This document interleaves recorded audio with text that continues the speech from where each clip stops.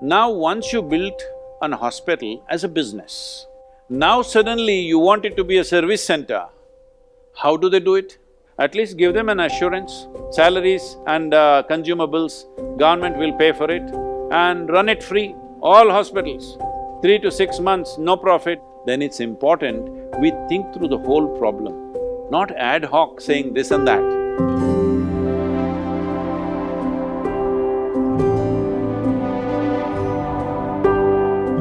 It's called healthcare industry, and care should be the operative word.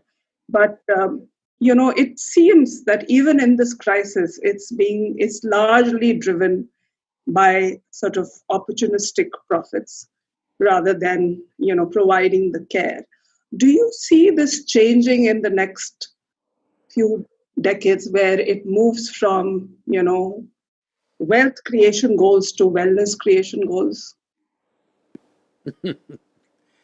See, we must understand this, that once we take a fundamental wrong step, after that, we can only take more wrong steps because once we take a wrong direction. When I say wrong direction, let me take you back culturally in this country.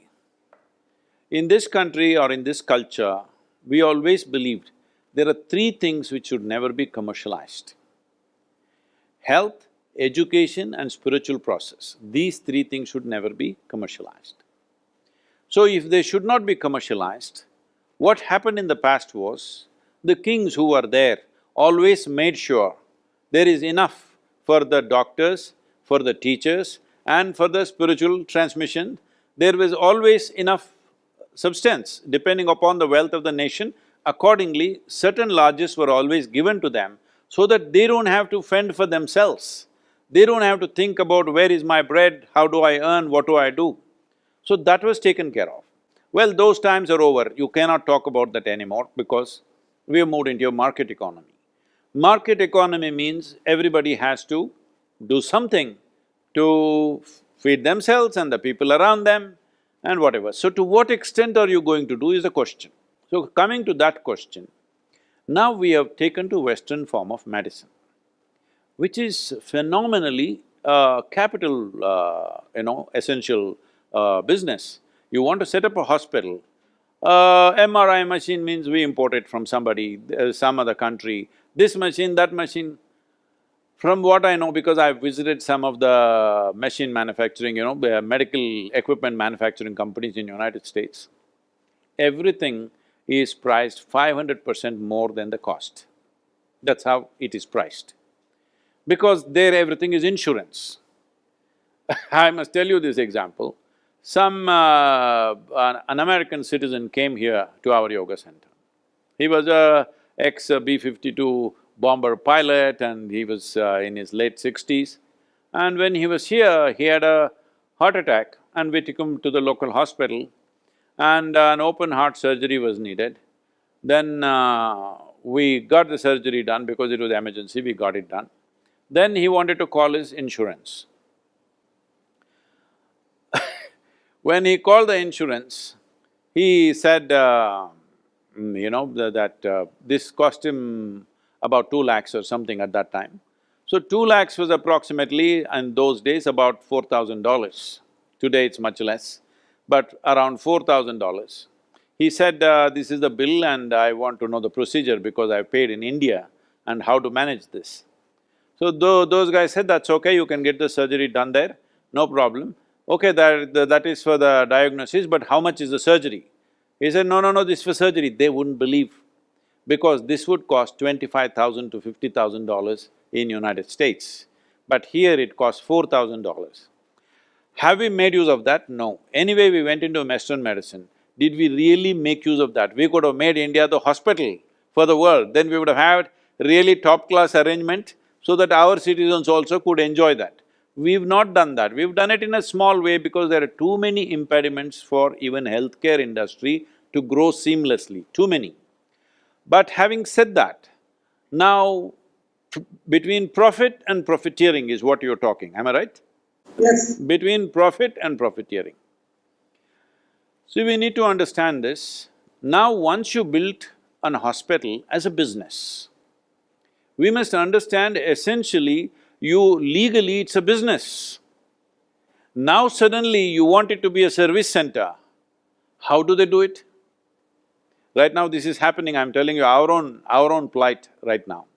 We have schools in rural India where schools are run with all, scholarship for almost 80% of the students are under scholarship, where people have been contributing from all over the world. But now there are no contributions because of this virus thing, there are hardly any contributions. But now the government passes a law. You cannot reduce the salary for teachers, you must pay the salary. No school, no fee, no contribution, but you must pay full salary. How do you pay? So private schools are arm twisting the parents, either you pay us this much donation, otherwise we will chuck your child out of the school. What else will they do? For somebody else this may look like profiteering, but how else do they manage, I'm asking.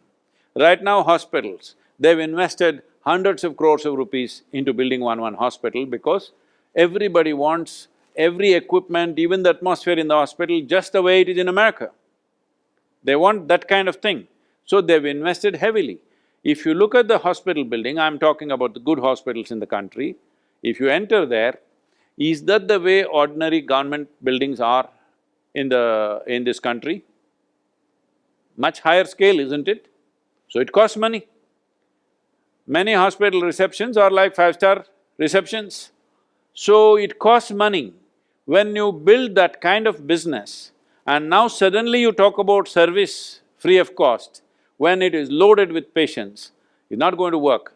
When we build a business, you should not have given the entity of business if you wanted them to serve. So the idea was government hospitals will serve, private hospitals will serve those who have the money to do it. But nobody foresaw the pandemic. Now you want them to serve, at least give them an assurance. All your salaries we'll take care of, just serve free for 3 months, no profit, no loss. Salaries and consumables, government will pay for it and run it free, all hospitals. 3 to 6 months, no profit, not a single rupee of profit, but you will not go into losses. You must take care of something, otherwise how do they run the hospital?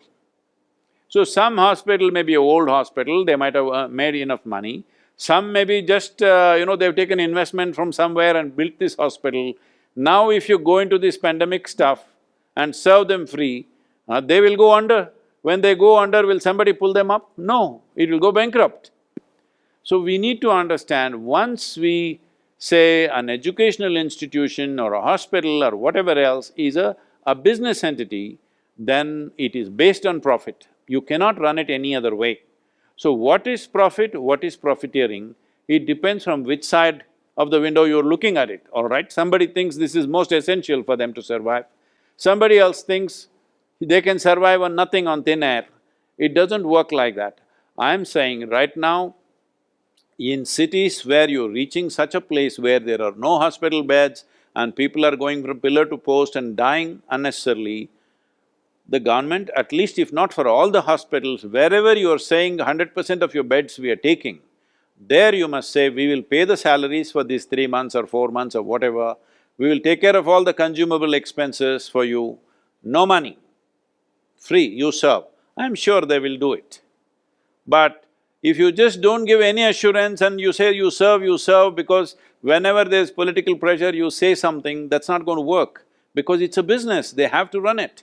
So, I'm saying if we want to move into the space where in the Committee of Nations we are at least reasonably there, then it's important we think through the whole problem, not ad hoc saying this and that, not labeling people, not labeling… See, right now, you're running a law firm.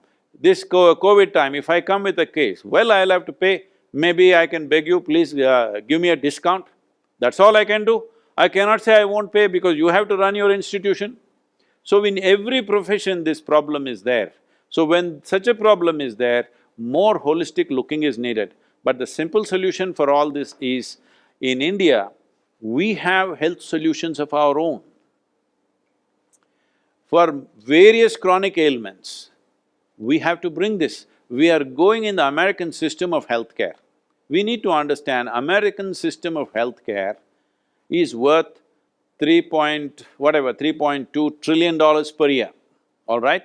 For quarter the population that we are, for 350 million people, they spend 3.2 trillion dollars. I think it's the most horrible thing to do because in an affluent country where you have variety of nourishment choices, variety of lifestyle choices, why are so many people sick? I don't understand. 3.2 trillion is larger than India's economy. An economy which serves 1.3 or 1.4 billion people, that much and much more you're spending on 350 million people, I think it's a crime against humanity if you ask me. It is a crime against humanity that for every small thing you're spending money like this when so many people are barely nourished. Nearly 30% of India's population is malnourished, when this is the condition. So the important thing is we need to invest in villages. We have traditional systems of medicine. Every day you don't have to run to doctor for small things. When something big, a surgery or something is needed, you go to the allopathic doctor. Otherwise, daily thing we can take care of within our own systems. We must make yogic practices compulsory. If you don't like yoga, you must run somewhere. If you must swim, you must run, you must do something. You don't do anything, you sit like a potato and you want the healthcare system to take care of you. This is not going to happen. Health is individual business. When illness comes, we'll go to doctor. But health is our business. First thing is make the population understand this from a young age. You being healthy is your business, it's not your doctor's business or government's business. Health is your business. This itself has not sunk into people's minds. We need to sink this in. If we don't do this, don't think we'll have a healthy nation. As I'm giving you the example of America, with a choice of nourishment and choice of lifestyle, why are so many people sick? When you have such choice of nourishment and lifestyle, it should be very easy to be healthy, isn't it? But no, you choose all the wrong things and you expect the government or the insurance or the company to take care of you, and that's going to cost. Can you afford, if you go by American standards, do you really believe, does anybody in this country believe, because we are building infrastructure like this, do you believe someday for this 1.3 billion people, you will give health care like United States? That means you need $12 trillion just for health care. Our aim right now is to reach just $5 trillion economy, all right? $12 trillion healthcare, when will you reach? You won't do it in 2 centuries, I'm saying. It's most unrealistic. And that's not the way to approach this nation's health. We need to bring this, well, there are efforts to bring yoga into everybody's life. That also everybody makes a controversy. If you say yoga, you will say, my religion doesn't accept. If you say this, okay, if your religion doesn't accept yoga, run and climb a mountain, huh? Do some damn thing with your body to stay healthy. But you don't do anything and then you expect these kind of things. Now, private hospitals which you invested heavily, you want them to serve free. No, this is something right now, whichever hospital government wants to take over 100% of the beds, you can say 25% please serve free. 100% if you want to take care, please take care of the salaries and the consumables. Let them go without profit for 3 to 6 months, it's okay, and give them relief from whatever loans they have, interest-free, you keep the loan for 6 months. It is a fair way to handle things, otherwise it's not going to happen. Now they're arm-twisting patients, they're not releasing dead bodies, all kinds of ugly things happening, all right? All kinds of ugly things happening simply because we don't think of a problem and a solution through and through, ad hoc, jumping here and there. I'm sorry if I'm sounding very harsh, but the situation is appalling, you know.